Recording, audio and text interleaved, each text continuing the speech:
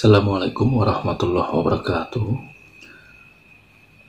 Berjumpa kembali dengan Bragivari Channel. Pada kesempatan kali ini saya akan membawakan sebuah kisah. Yang kisah ini saya dapatkan dari kawan subscriber.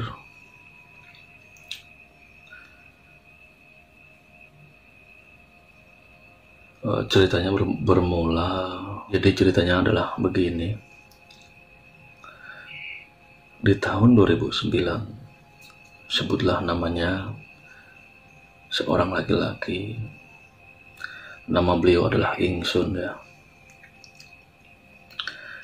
Ingsun ini berteman dengan Mang Pesa. Mang Pesa adalah satu karakter yang pernah saya bawakan ceritanya juga. Jadi Ingsun ini adalah kawan sahabat karib dari Mang Pesa. Pada tahun tersebut Ingsun ini masih seorang bujangan, dan hampir setiap malam Ingsun ini nongkrong atau bermain di tempat kerja Mang Pesa ya, yaitu berupa tempat pembibitan tanaman. Luas dari tempat tersebut ya berkisar antara 3 hektar. Dan di tempat tersebut ada beberapa bagian bangunan yang ukurannya memang besar. Ada pos satpam di depan. Kemudian melangkah berkisar 200 meter ke dalam ini ada satu bangunan yang panjangnya sekitar 30 meter dengan lebar juga 10 meter ya. Tempat ini nanti yang akan menjadi setting peristiwa tersebut. Mas Ingsun ini hampir setiap malam ini selalu begadang di tempat tersebut. Bahkan kadang juga menginap di tempat atau pos satpam ya.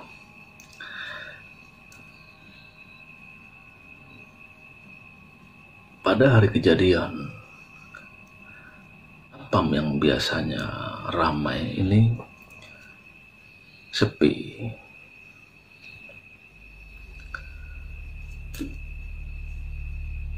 Ingsun ini memasuki gerbang yang memang kebetulan pada waktu itu di slot. Kemudian dia turun dari kendaraannya, lalu membuka pintu gerbang. Dilihatnya di pos security ini kondisi sepi, dan ternyata anak-anak ini sedang ada di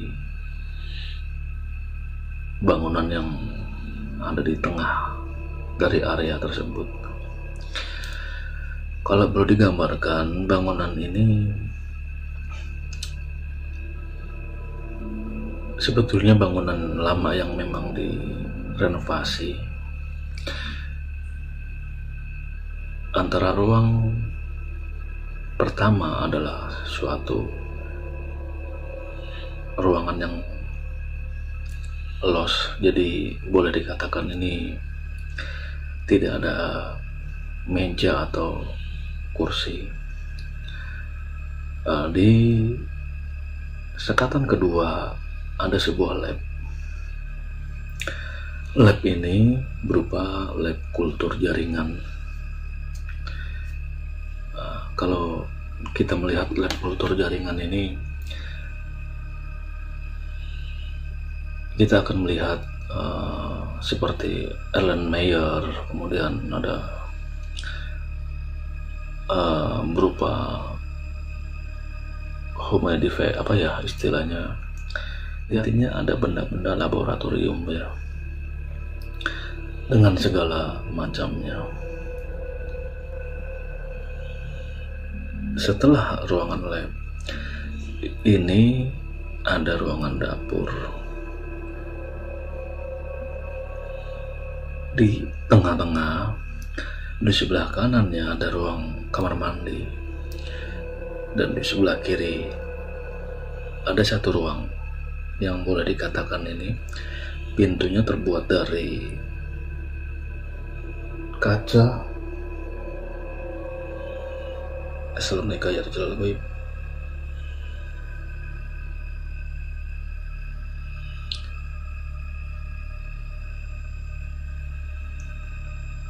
Yang pintunya terbuat dari kaca, namun ditutupi oleh beberapa lembar koran.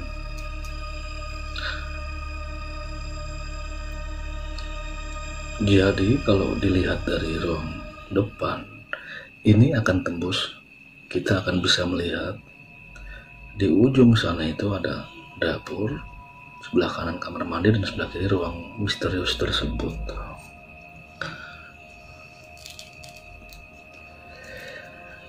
Pada waktu itu, yang ada di ruang tersebut itu hanya 3 orang. Sebutlah Mas Ingsun, Mang Pesa, dan satu temannya. Dan satu lagi security ini yang bertugas di pos jaga memang sedang keluar. Katanya sih sedang membeli sesuatu ya. Akhirnya mereka bertiga ini ngobrol-ngobrol sampai sekitar jam 1 malam. Selesai mengobrol mereka ini bertiga, astagfirullah, security ini belum datang juga. Akhirnya mereka bertiga ini mengambil masing-masing posisi. Mang Pesa dengan mata sedikit mengantuk langsung merebahkan tubuhnya. Begitu juga dengan satu kawan yang kalau boleh kita panggil dengan namanya adalah Mas Bakri ya. Dan tentunya Mas Ingsun yang masih segar bugar.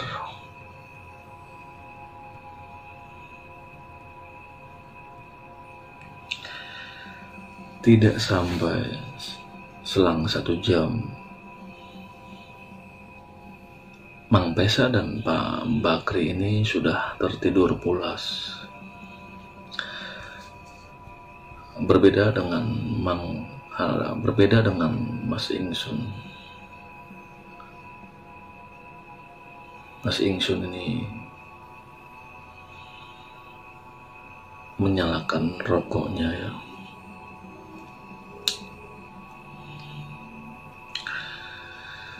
Dan menjelang sekitar pukul 2 malam, Mas Ingsun masih belum bisa juga memejamkan mata.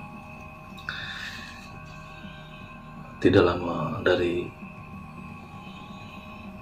waktu tersebut, mulailah peristiwa yang membuat Mas Ingsun ini merasa aneh juga menakutkan. Ini terdengar suara seperti kuku yang mencakar-cakar kaca ya. Mas Ingsun ini mendengar seperti suara kuku yang mencakar kaca. Jadi penyekat antara ruang depan dengan laboratorium kultur jaringan. Ini suaranya sangat jelas sekali karena mengang, dan sedikit suara apapun itu ini akan terdengar. Dan Mas Ingsun ini yakin sekali bahwa itu adalah suara ujung kuku yang memang sengaja dimainkan atau mencabik-cabik kaca tersebut. Ini Mas Ingsun langsung kaget dan mencari sumber suara. Dan ketika telinga difokuskan ke sumber suara,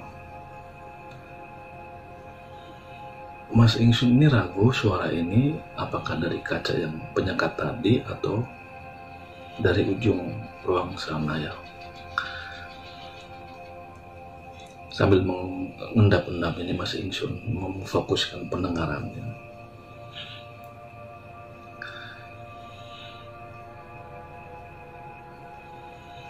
Belum sempat fokus itu atau mendengar suara yang tadi ya, ini mendadak di luar ruangan seperti ada yang melompat.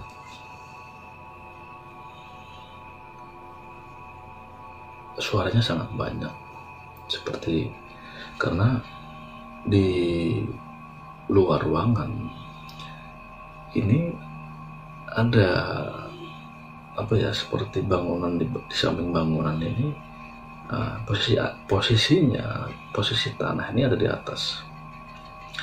Jadi bangunan tersebut seolah seperti kayak setengah masuk ke dalam tanah. Tentunya kaget. Jantung Mas Ingsun ini langsung berdebar keras, dan seketika juga merinding.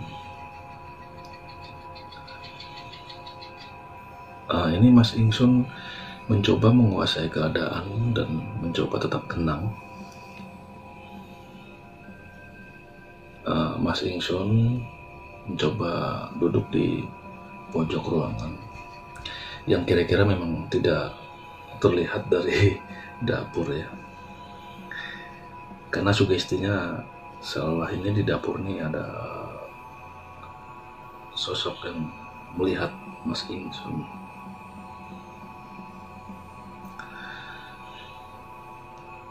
Ada sekitar 5 menit suara mencabik-cabik itu terdengar lagi.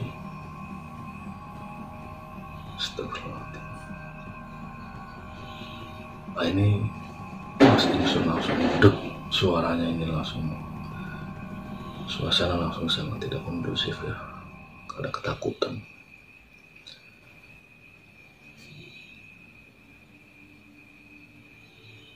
Astagfirullahaladzim. Dan ketika Mas Ingsun mencoba mengendap-endap melihat dari kaca penyekat yang ada di ruang tersebut yang tembus ke dapur,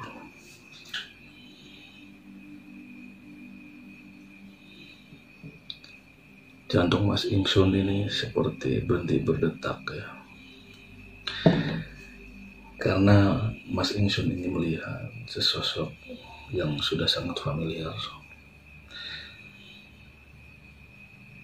berdiri memaku di ujung ruang dapur di depan ruangan yang memang tidak pernah dibuka, dengan ciri khasnya yang melengking-lengking. Ini suatu peristiwa yang membuat Mas Ingsun hampir setengah sadar, dan kalau boleh memilih Mas Ingsun ini ingin pingsan, tapi apa daya memang tidak pingsan ya. Dengan tangan yang sangat bergetar dan penuh perjuangan ini agak sedikit mengesot ya, entah istilahnya apa. Ini Mas Ingsun mencoba membangunkan Mang Pesa dengan tangan yang gemetar, dan pandangan Mas Ingsun ini masih tetap melihat ke dapur yang ada di ujung ruangan, walaupun di tengahnya ada sekat Tapi karena memang hanya berupa kaca, jadi dari ruang depan ke dapur ini tetap terlihat. Kalaupun mau ke dapur, yang ada di ruang depan ini harus keluar ruangan lewat samping dengan membuka pintu yang ada di depan kamar mandi, barulah bisa ke dapur.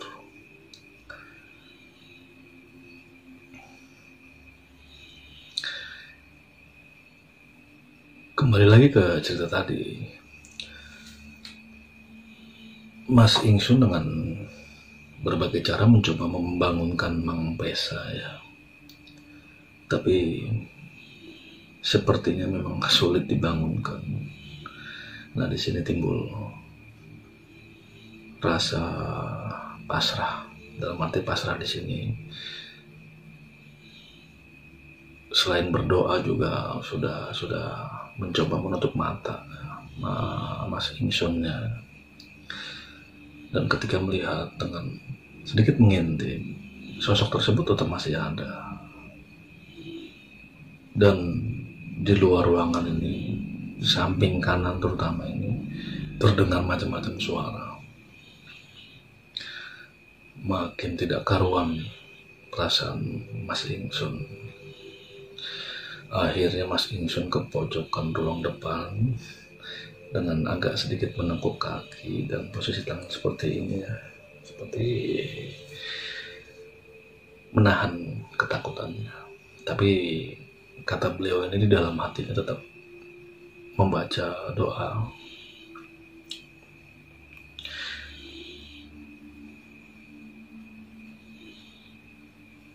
Dan itu selesai ketika tahrim subuh mulai berkumandang. Suasana mulai tidak mencekam. Yang tadinya suasana ini selain mencekam dan sangat panas, ketika tahrim subuh, suasana itu pelan-pelan mencair dan tekanan dari ketakutan itu mulai hilang.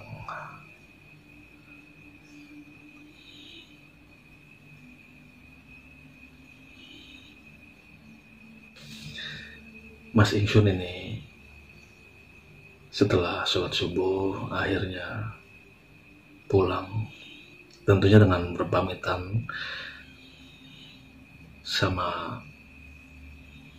Mang Pesa dan Pak Bakri ya.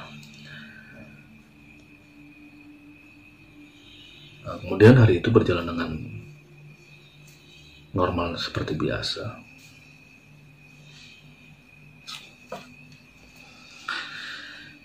Dan besok malamnya, ketika Mas Ingsun di SMS oleh Mang Pesa untuk menginap di ruangan tersebut, Mas Ingsun beralasan sedang ada acara.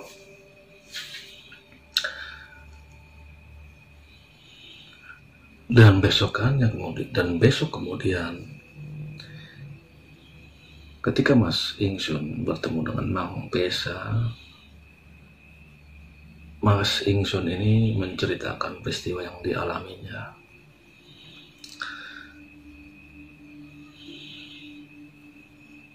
Dan Mang Pesa hanya tersenyum sambil berkata, ya nggak apa-apa, itu tidak mengganggu kok, itu hanya perkenalan. Dan ternyata menurut Mang Pesa, setiap mahasiswi atau mahasiswa yang magang ataupun yang melakukan aktivitas di ruang tersebut ini selalu melihat sosok tersebut ya. Iya, tentunya ada yang lari, ada yang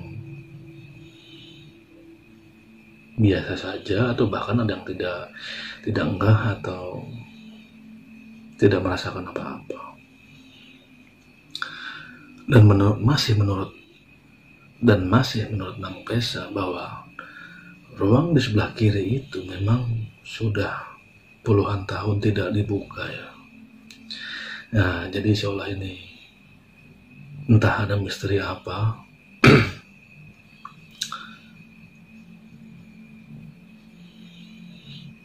masih menjadi misteri sampai saat ini.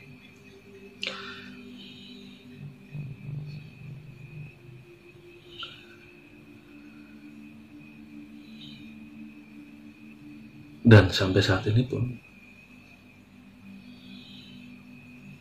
masih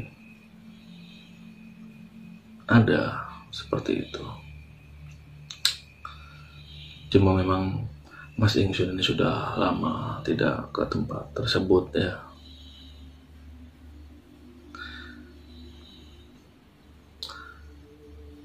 Ya, kira-kira demikianlah. Saya mencoba membawakan sebuah cerita yang nyata dan memang terjadi. Kurang lebihnya saya mohon maaf. Karena jujur, ketika saya membawakan cerita ini, banyak sekali gangguan, baik teknis ataupun non-teknis ya. Ya, itu sudah menjadi suatu tantangan bagi saya pribadi. Dan tidak lupa pula saya ucapkan banyak-banyak terima kasih kepada kawan-kawan subscriber yang telah bersedia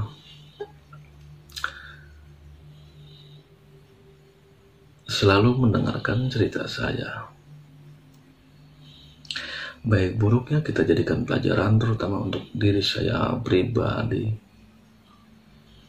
Karena tidak ada niatan atau unsur lain selain kita menjadi atau kita ambil sisi baiknya dan kita jadikan sebuah pelajaran dalam kehidupan.